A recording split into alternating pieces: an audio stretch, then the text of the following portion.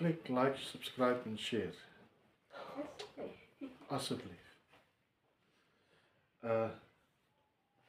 Ek wil vir julle, ek het laasweek die verhaaltjie gelees van die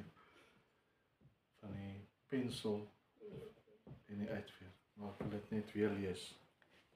Het is so 'n fenominale verhaaltjie die. Kom ons begin. How are you? The eraser asked the pencil kindly. I am not your friend, the pencil snapped. I hate you. Surprised and hurt, the eraser asked, but why? Why do you hate me? Because you erase everything I write, the pencil answered. But I only remove the mistakes, the eraser replied gently. That doesn't make it right, the pencil said. But that's what I'm here for. It is my purpose, the eraser said. Then your job is meaningless, grumbled the pencil. Writing is more important than erasing. To erase the wrong is just as important as writing the right, the eraser said. The pencil paused, then quietly said, but I see you are getting smaller every day. That's because I give a little bit of myself every time I help correct a mistake. I feel smaller too, the pencil admitted. We can't do good for others unless we are willing to sacrifice something, the eraser smiled. Then she looked at him and softly asked, do you still hate me?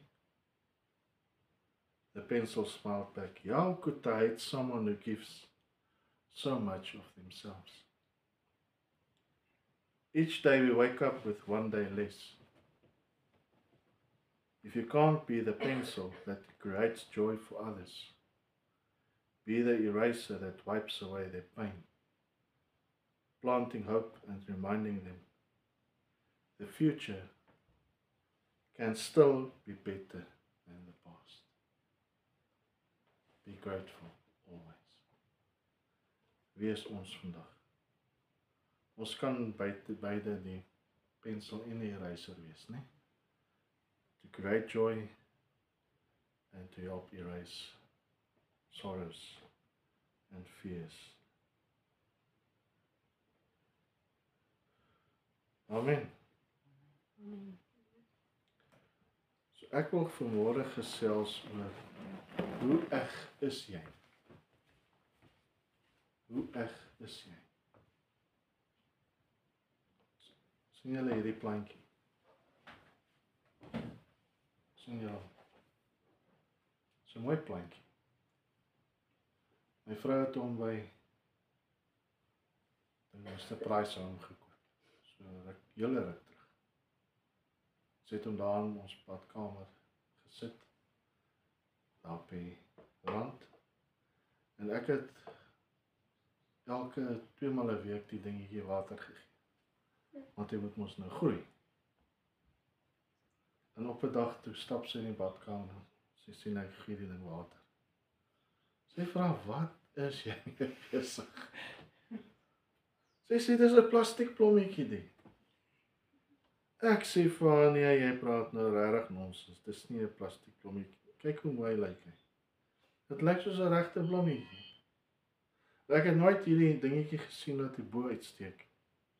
Die plastiek dingetjie, sien julle daarso? Dis 'n plastiek dingetjie.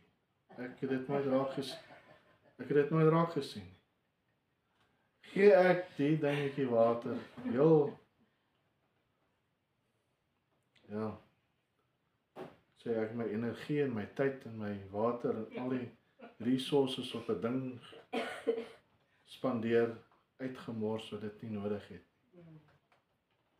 So daar laat my dink, is ons ook partykeer besig om ons tyd en ons energie en ons resources op goeders te gebruik wat nie eg is. Is daar goed in ons lewens wat ons so baie tyd aan spandeer wat nie regtig waarde het?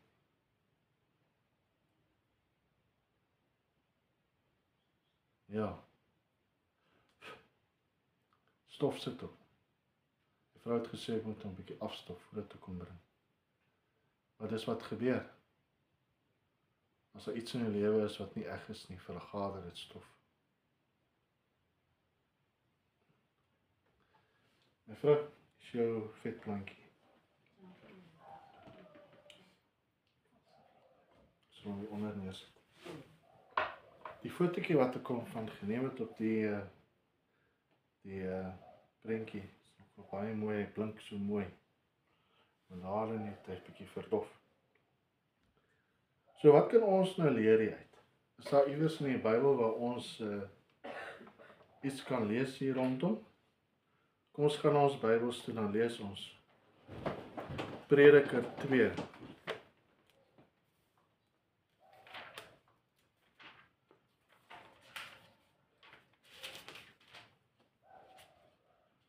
Die Prediker. Wie het die Prediker geskryf?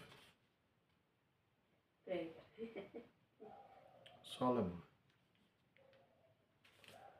Hy word tradisioneel verbind aan die boek, omdat dit baie in dieselfde skryftrant is as Spreuke. So Prediker 2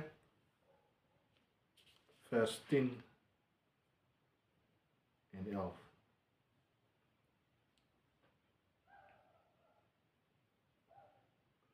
En alles wat my oë begeer het ek hulle nie ontsê nie. Sy oë, nie? My hart het ek van geen enkele vreugde teruggehou nie, want my hart het hom verheug vanweë al my moeitevolle arbeid. En dit was my deel van al my moeitevolle arbeid. Toe het ek gekyk na al my werke wat my hande tot stand gebring het, en al die moeitevolle arbeid wat ek verrig het. En kyk, dit was alles te vergeefs, en ek gejaag na wind, en daar was geen voordeel onder die son.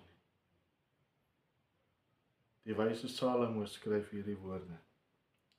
Sy lewe was soos hierdie vetplankie gewees. Hy het al sy energie in die dinge ingestort. En toe hy terugkyk op sy lewe te besef hy, maar dit het eintlik niks vir hom in die sak gebring. Die moeitevolle arbeid is alles te vergeefs en 'n gejaag na wind. Hoe gaan ons verhoed dat ons nie ook eendag so gaan staan en kyk wat ons doen? En sê, maar dit wat ek gedoen het, beteken eintlik niks. Waaraan spandeer jy jou energie en in jou tyd en jou geld? Waaraan spandeer jy dit? Spandeer jy dit aan ewigheidswaardig of spandeer jy dit aan tydelike goed? Wat weet ons van Salomo? Ons weet julle wie was Salomo? Nie hy was homself nie. Wie was Salomo? Hy was die seun van Dawid, die tweede seun van Dawid en Batseba. Ons het Woensdag aand gepraat oor Batseba en Dawid, né? So hy was die tweede geborene uit die huwelik van Batseba en Dawid. Die eerste kind is dood met geboorte en Salomo is toe gebore en hy word toe die troonopvolger. Hy was nie die oudste nie en hy het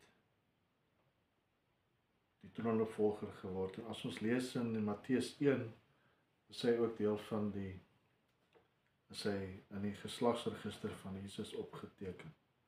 Wat vir my nogal baie interessant was, is dat, kom ons lees net daar, Matteus 1. Dis so terloops. Matteus 1.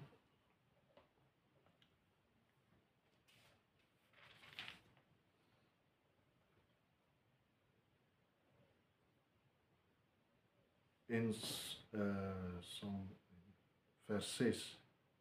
En Isaai die vader van koning Dawid en koning Dawid die vader van Salomo by die vrou van Uria. Hulle noem nie haar naam nie, sien julle daar? En Salomo die vader van Rehabeam en Rehabeam die vader van Abia en so gaan hulle aan.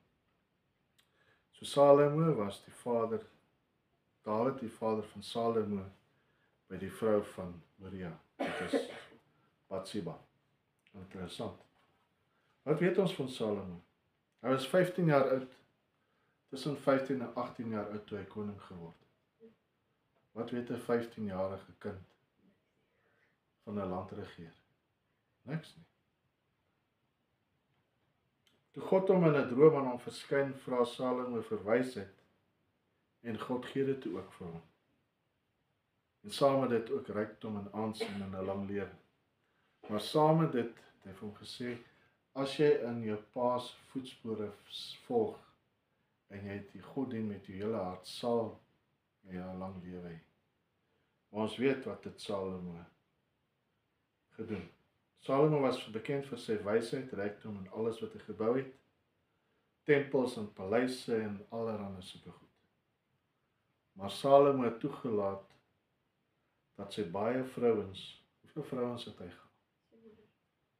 700 vrouens en 300 byvrou. Oor die 1000 vroue. Hoeveel skoonmaas? En 1000 skoonmaas. Ek dink nie hy het baie wysheid aan die dag gelê nie. Vir 'n man wat baie wys is, het hy daar 'n bietjie die pad. Maar was dit nie om vrede te maak tussen die nasies nie?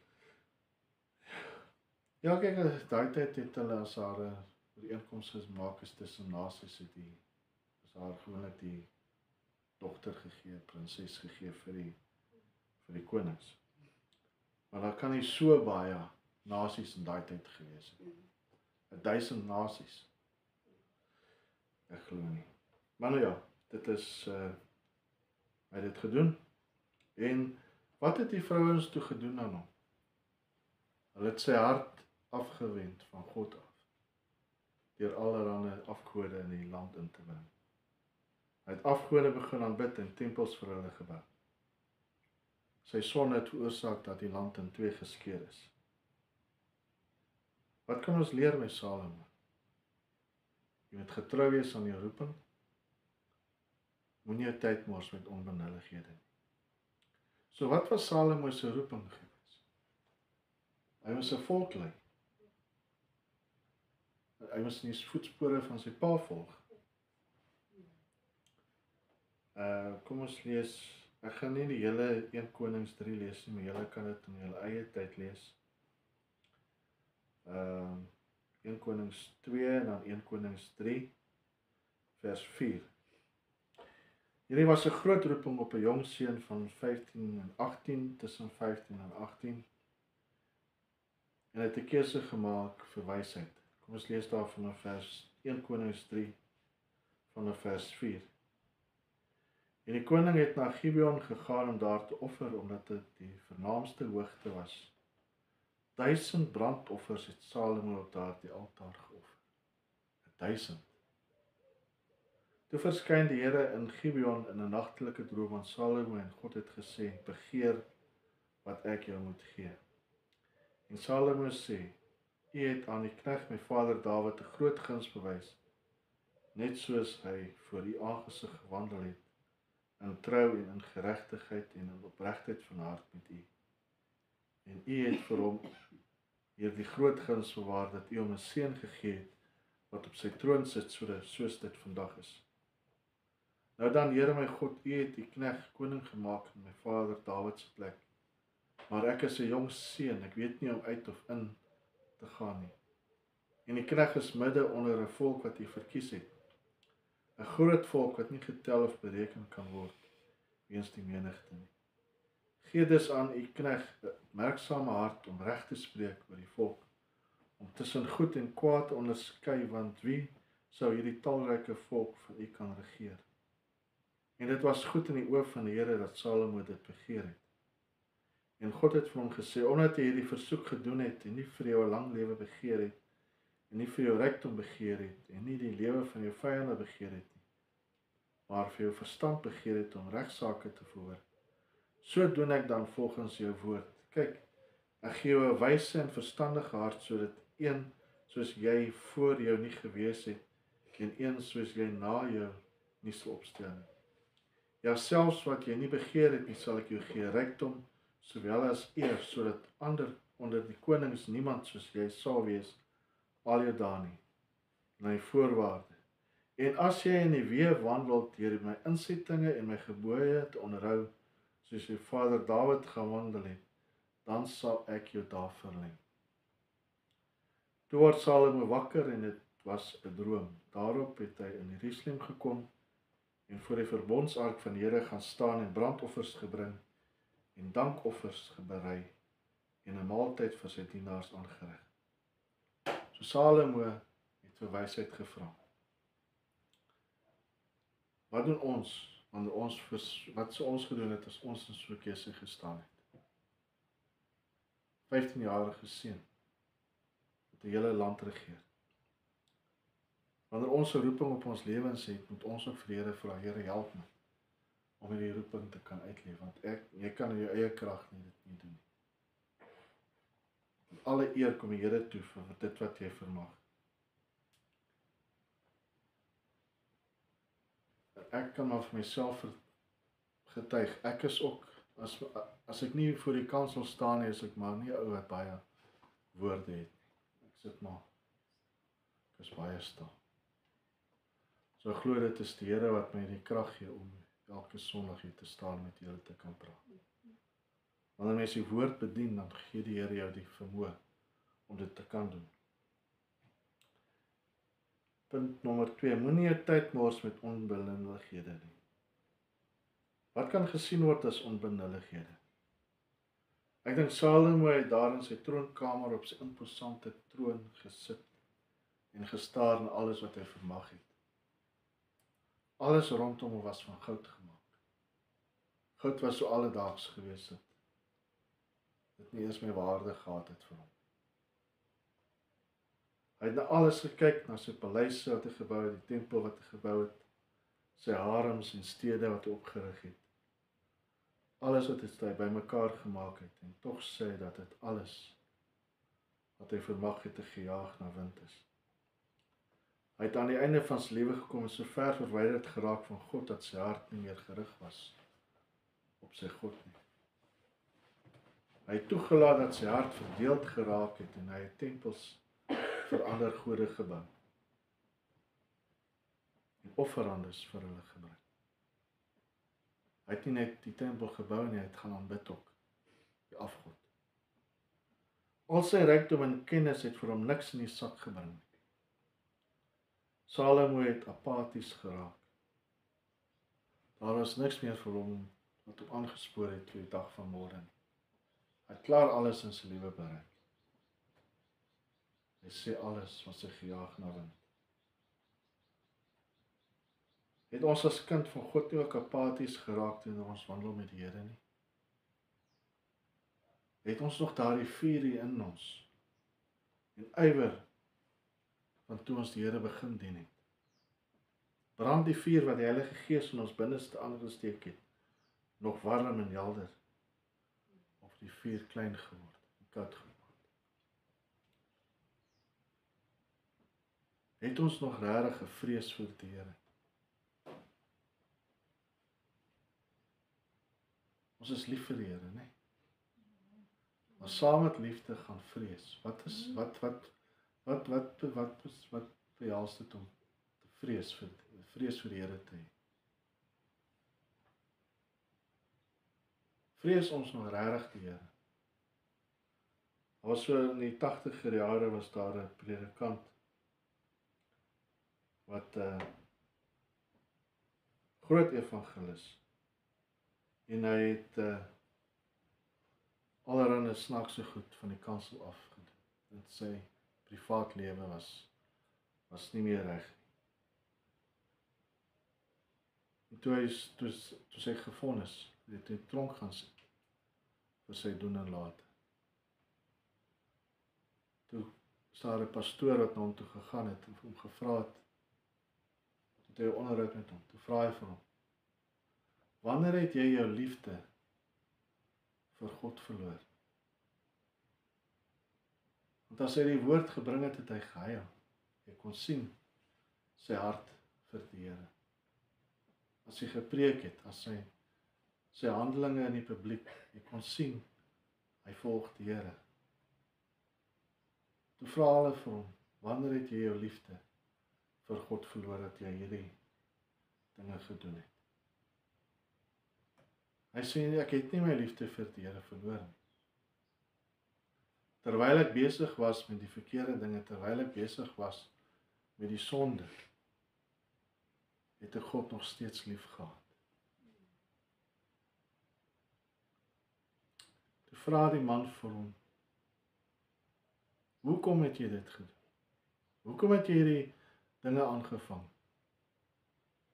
Wat jy van jou troon, van jou evangelisasie, hy was 'n groot televisie-evangelis gewees.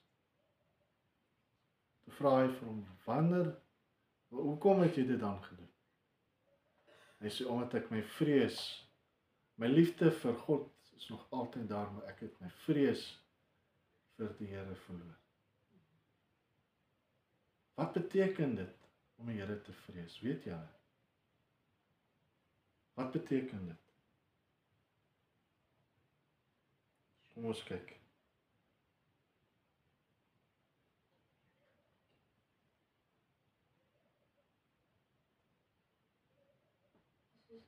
Weet ek het iets verkeerd gedaan en ek van vir mama's maar Bybel vat voor. Die vrees vir die Here is om 'n vrees vir die Here te hê, dat wanneer jy sonde doen, dat jy nie dit sal doen. Dis nie bang bewe vrees, dis 'n ontzag. Sodat wanneer jy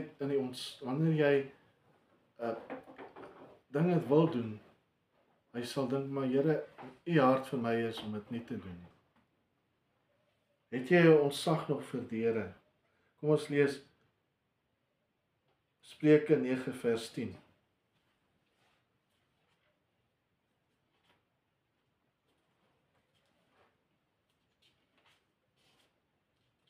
Wat sê vir ons dan? Wat sê Salomo vir ons hierso? Dit is Salomo wat ook hierdie Spreuke geskryf het. Kom ons kyk. Spreuke 9 vers 10. Die beginsel van die wysheid is die vrees van die Here. En kennis van die Heilige is verstand. Die begin van wysheid is die vrees van die Here. En kennis van die Heilige is verstand. Psalm 111 vers 10. Vrees ons nog die Here. Die vrees van die Here is die beginsel van die wysheid. Almal wat dit beoefen, het 'n goeie verstand. Sy lof bestaan tot in ewigheid. Die beginsel van wysheid is die vrees van die Here. En saam met hierdie vrees, as jy nie vrees nie, dan is jy vleeslik. Vrees vir die Here loop uit op heiligmaking. Jy sterf af daagliks dit wat jy die vorige dag, jy moet jou sonde afsterf, sodat jy heilig kan wees voor die Here. Jy kan nie heiligmaking nastreef as jy nie vrees vir die Here het. Ek praat myself op. Ons almal is sondige mense. Maar ons moet dit wat ons verkeerd doen aflê. Dit wat 'n skeidsmuur bring tussen ons en God en die volmaakte heiligmaking met die Here Jesus Christus, moet ons van ontslae raak. So ek vra vir elkeen van ons hier, so ek praat eerstens met my. Is daar goed in jou lewe en in my lewe wat 'n skeiding bring tussen ons en God? Die vrees van die Here is die begin van wysheid. En almal wat dit beoefen het 'n goeie verstand. Ons moet ontslae raak van die dinge wat ons weghou van die Here af. Romeine 8 vers 7 en 8.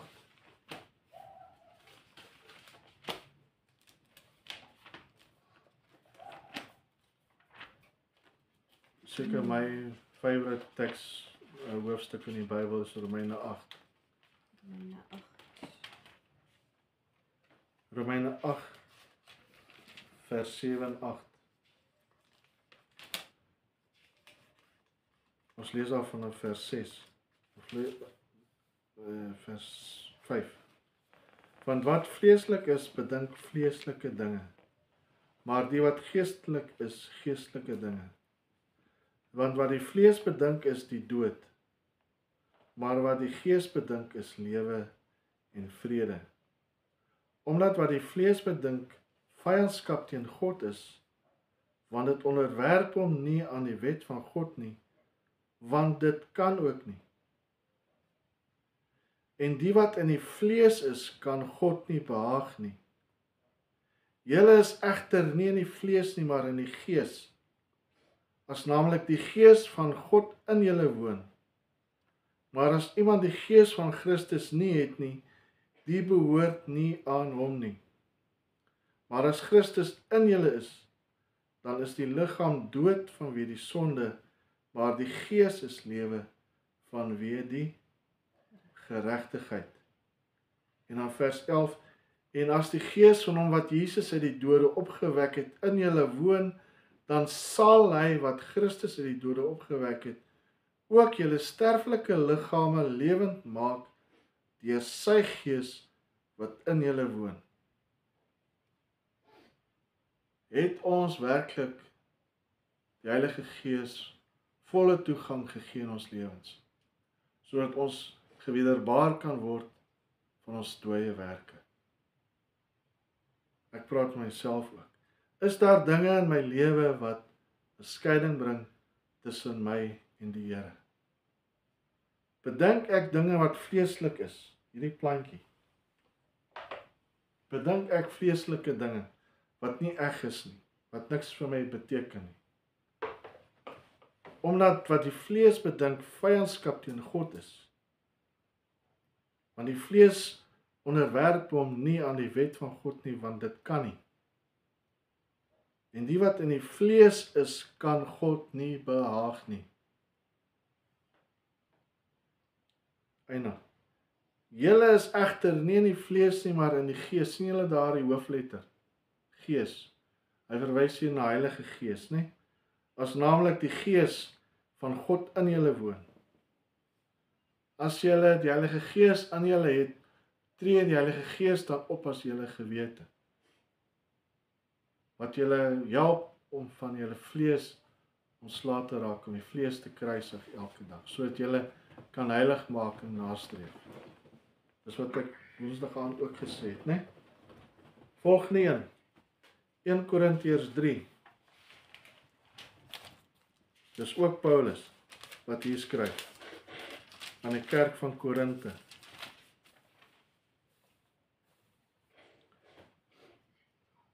En ek, broeders, kon nie met julle nie spreek soos met geestelike mense nie, maar soos met vleeslike, soos met klein kinders in Christus. Ek het julle met melk gevoed, nie met vaste spys nie, want julle was nog nie daartoe in staat nie. En julle is nou nog nie daartoe in staat, omdat julle nog vleeslik is.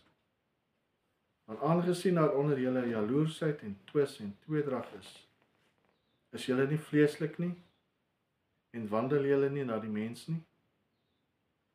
Ons moet ontslae raak van die vlees.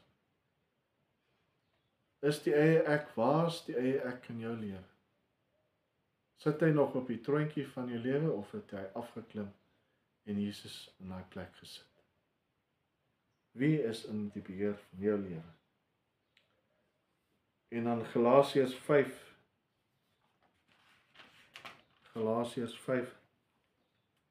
vers 19 en 21.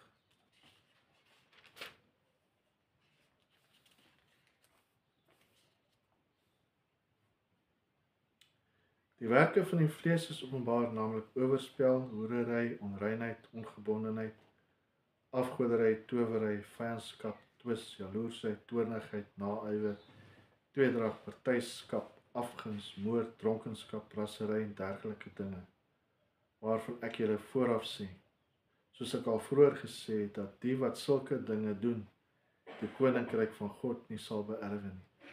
Maar die vrug van die Gees is liefde, blydskap, vrede, lankmoedigheid, vriendelikheid, goedheid, getrouheid, sagmoedigheid en selfbeheersing. Teen sulke dinge is die wet nie. Amen. Maar die wat aan Christus behoort, het die vlees met sy hartstogte en begeerlikhede gekruisig. En as ons deur die Gees lewe, laat ons ook deur die Gees wandel. Laat ons nie word soekers van ydelle eer wat mekaar uittart en mekaar beny nie. Maar die wat aan Christus behoort, het die vlees met sy hartstogte en begeerlikhede gekruisig, saam met Christus aan die kruis van Golgotha. Omdat ons die Here liefhet. En saam met die liefde loop vrees. Ons doen dit omdat ons die Here liefhet. En ons het ontzag vir die Here. 'n Kind het ontzag vir sy ouers omdat hulle hom respekteer. Nee? Omdat hy gedissiplineer word. As ons deur die Gees lewe, laat ons ook deur die Gees wandel. Dis nie die hoofletters nie. As ons deur die Gees lewe, as Heilige Gees volle beheer oor jou lewe het, gaan jy ook toelaat dat die Heilige Gees jou lewe beheer. Nee? En wanneer jy totaal en al onder die beheerskappy en die beheer van die Heilige Gees is, sal jy jou vleeslike mens afsterf. En die dinge wat jy in die vlees doen, die dinge wat nie sin maak of wat nie ewigheidswaarde het. Amen. In Kolossense 3 vers 2.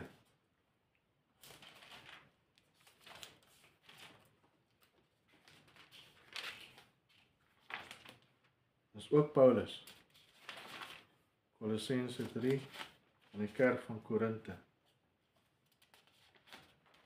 Kolossense 3 vers 2. Bedink die dinge wat daarbo is en nie wat op die aarde is. Want julle het gesterwe en julle lewe is saam met Christus verborge in God. En onthou daai illustrasie wat ek Woensdag aand vir julle gewys het van die 3 bakke. Heilige Gees is in ons is in Jesus. Wanneer God na ons kyk, sien hy vir Jesus raak.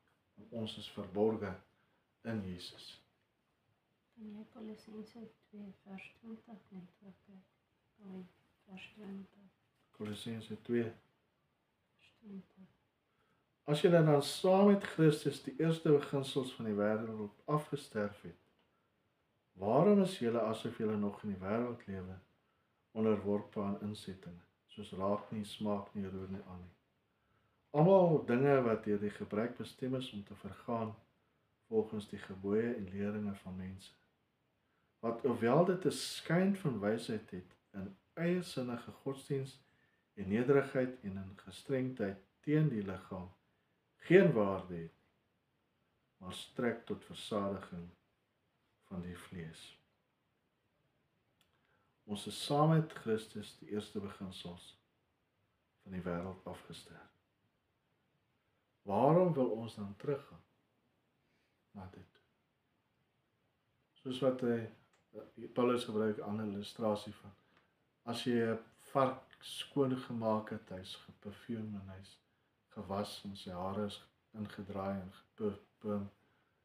Sodra hy 'n kans kry, gaan hy terug na die gaan hy terug na die vuil, vieslike grond waar hy aan gewoond is en hy gaan maak ons weer vuil. Hoekom wil ons, wanneer ons lewens en ons harte vir die Here gegee het, Heilige Gees woon binne ons, het ons skoon gemaak, wil ons lewens weer gaan besoedel met die wêreldse dinge. Die dinge van die wêreld, die begeerlikhede daarvan. Wat is die uiteinde van vleeslikheid? 1 Korintiërs 3. Ons gaan weer terug na 1 Korintiërs 3 toe. Die kerk van Korinthe het hulle baie skuldig gemaak aan vleeslikheid. 1 Korintiërs 3 vers 16 en 17. Is julle nog hier?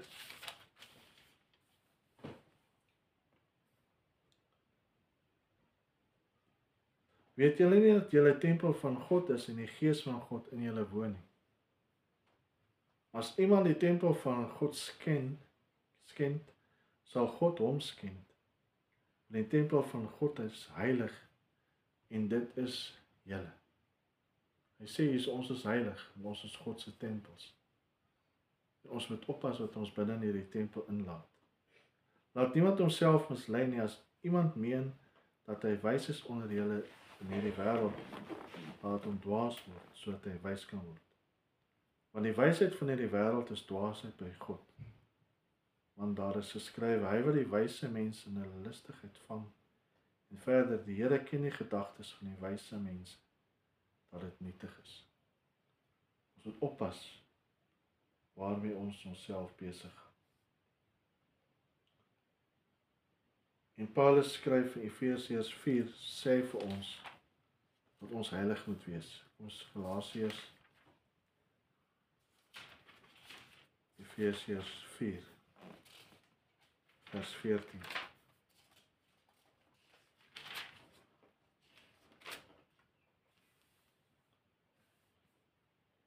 Sodat ons nie meer kinders sou wees nie, wat soos golwe geslinger en heen en weer gedryf word, deur elke wind van lering, deur die bedriegery van die mense, deur sleeheid om lustiglik tot dwaling te bring.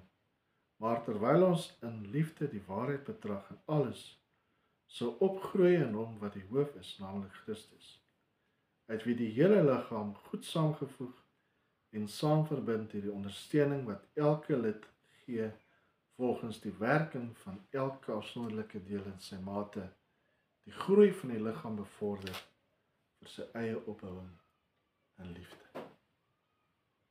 Amen. Ons moet toelaat dat die Here ons vorm en maak soos wat hy wil wees. Wat beteken dit om 'n vrees vir die Here te hê? Eerstens beteken dit jy het ontzag. Jy het ontzag vir God. Dit beteken om 'n diep respek en ontzag vir God se krag, sy majesteit en sy heiligheid te hê. Tweedens beteken dit om onderdanig te wees. Jy sien wat is jou menslike limitations, menslike tekortkominge. En hoe jy dan submit aan God se wil en sy leiding vir jou lewe.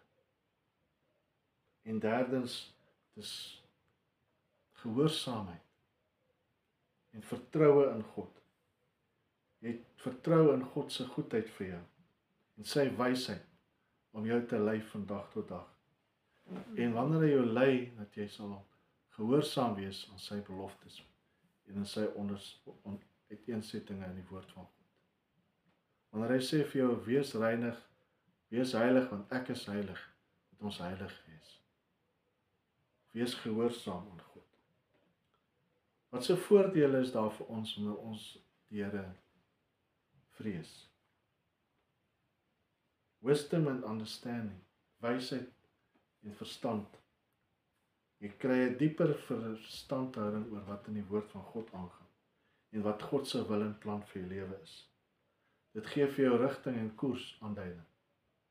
Die Here wys vir jou waarheen om te gaan wanneer jy die vrees vir die Here het. Dit gee vir jou ook vrede. Dit gee vir jou verstandhouding en dit gee vir jou experiencing peace and confidence in God's sovereignty and goodness. Jy weet wat God se plan vir jou lewe is. Volgens die woord van God. En hoe kry jy die vrees vir die Here? Deur tyd in die woord te spandeer. Deur tyd in gebed te spandeer. Deur tyd in lof en aanbidding te spandeer. Hoe anders kan jy verhouding met die Here bou as jy nie tyd saam met hom spandeer? Hy sê ons moet hom ken. Hoe ken jy iemand? Deur tyd te spandeer in daai persoon se teenwoordigheid. Hoeveel tyd spandeer jy om die Here te leer ken? Ek praat met myself.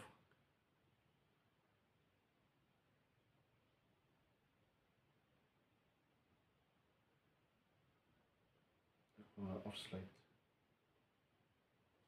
Hoe restoreer jy jou verhouding met die Here as jy nie vrees en ontzag vir die Here gehad het? Ek het gesê, gebed, Bybelstudie is baie belangrik. Want soos ek gesê het, babietjie kan nie homself voed nie. Jy moet voeding kry uit die woord van God uit.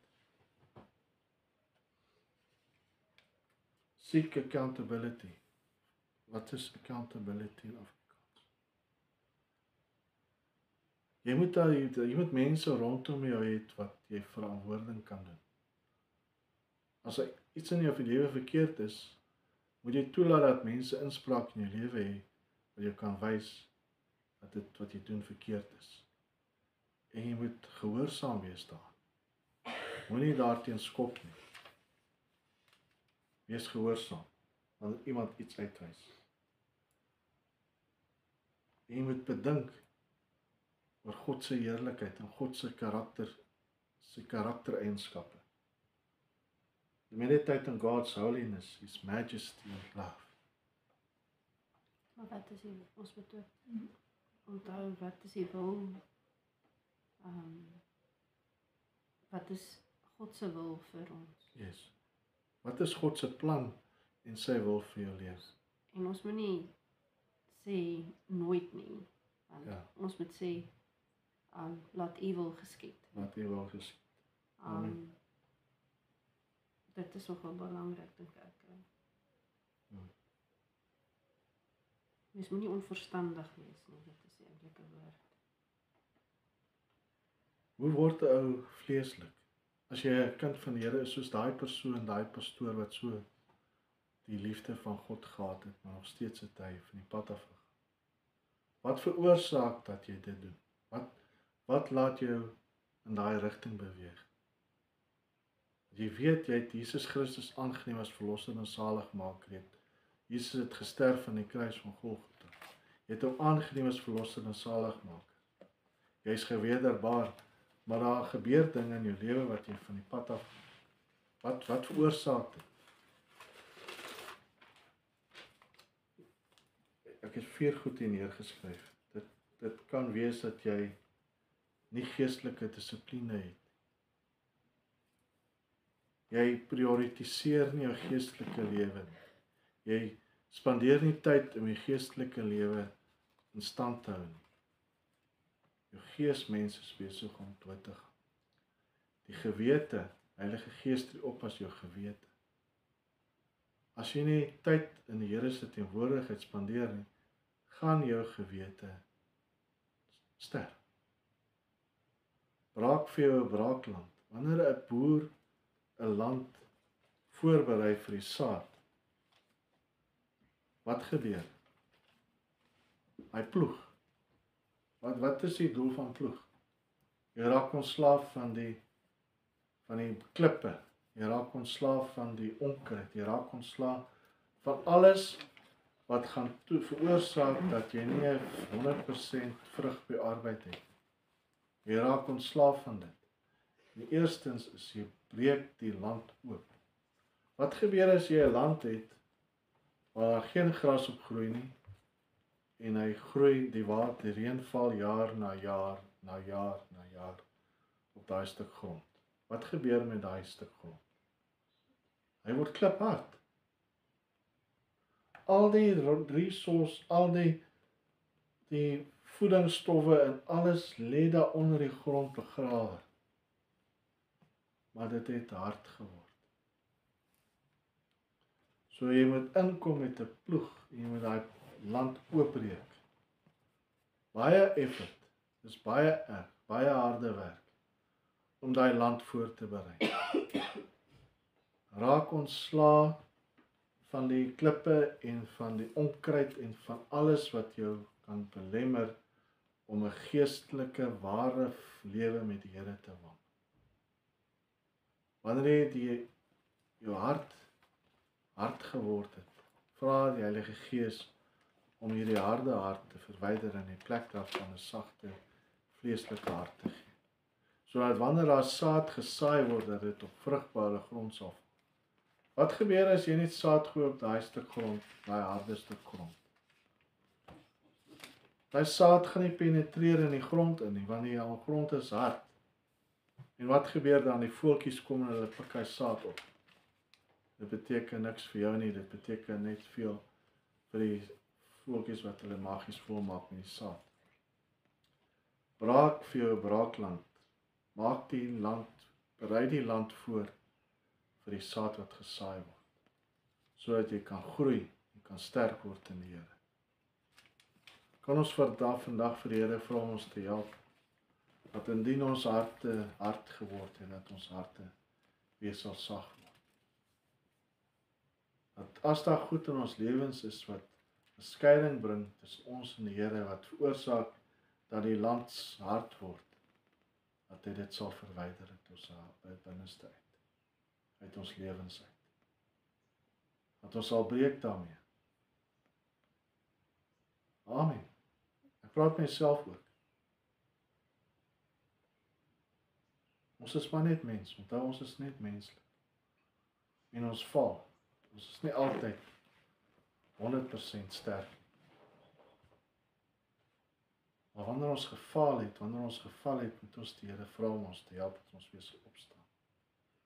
En dat ons nie weer dieselfde ding sal doen nie. Dis heilig maak. Amen. Kom ons bid saam. Hemelse Vader, help ons dat ons 'n vrees vir U sal hê. As ons nie 'n vrees het vir U nie, Here, help ons dat ons 'n vrees vir U sal hê. Dat ons onderdanig aan U woord sal wees, Here. En help ons dat ons verhouding met U sal bou, wat van krag tot krag sal gaan. Dat ons nie so Salomo sal terugkyk op ons lewe en sê dat alles was verniet, alles was 'n gejaag na wind. Dat ons sal besig hou met ewigheidsdinge, dinge wat vir ons toekomswaarde het, ewigheidswaarde het. Dat wanneer ons iets doen, dat ons sal dink, dit waarmee ek nou besig is, vat dit my na die Here toe of vat dit my weg van die Here af? En indien dit my wegvat van die Here af, van U af, Here, dat ons dit sal aflê, dat ons sal repent en dat ons sal terugkeer na U toe, Here. Help ons, Here. Ons is nietige mense. Vra ons dat U ons sal vergewe vir die dinge wat ons doen in ons lewens wat 'n skeiding bring tussen ons en U, Here. Vergewe ons sondes, vergewe my sondes, Here, dat ek rein en heilig vir U sal staan. Dat ek sal ophou met die dinge wat skeiding bring tussen my en U.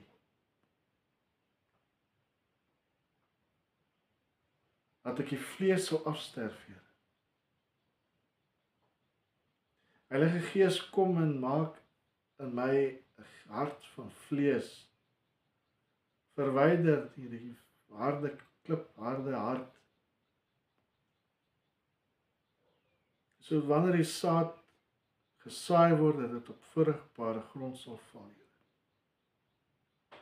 So dit sal vrug dra wat by die bekering pas, 100voudig, Here. En dat die voëls nie op hierdie harde stuk grond sal kom en die saad sal oppik en dit sal wegvat. Help ons, Here. Dat ons 'n braakland sal braak. Dat ons ontslae raak van hierdie sonde en hierdie vleesmens wat homself probeer oprig.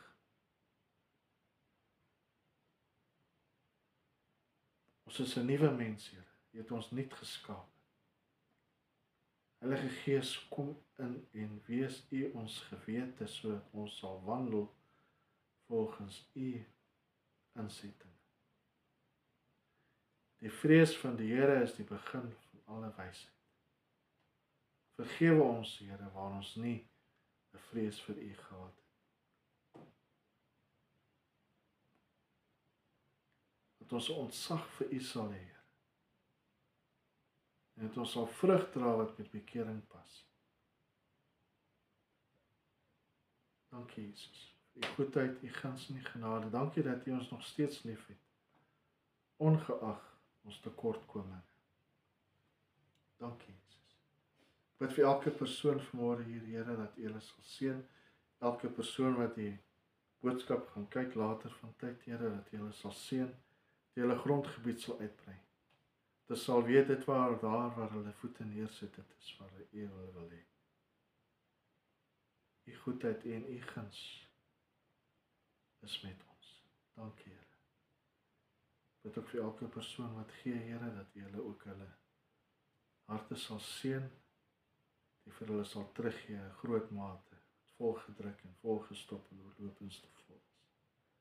Dankie, Here Jesus.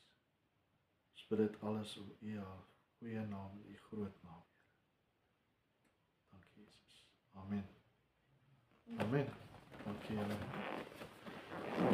Tot ons mekaar weer ontmoet. Totsiens, Here.